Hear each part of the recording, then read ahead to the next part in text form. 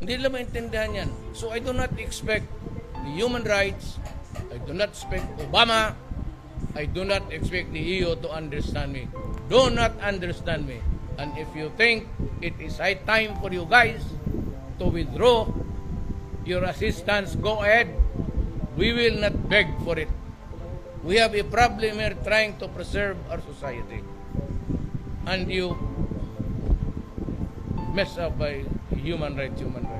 Tinatakot pa ninyo kami yung assistance. Anong paningin ninyo?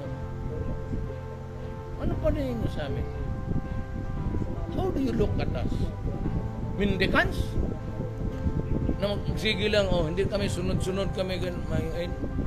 We will survive. We will survive.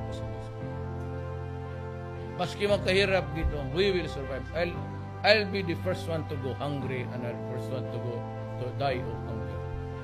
Huwag kayong mag-alala. But we will never compromise our dignity as a people.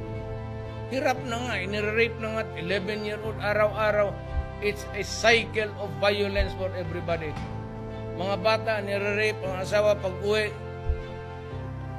Yung army, pagtingin niya doon sa apartment niya, patay na yung asawa, adapt niya. Hindi nyo intindihan, you'll never understand the pain that we are suffering for my country. Go away, bring your money to somewhere else. We will survive as in it. Pero, sige natin. There's always a day. Hindi lahat ng panahon inyo.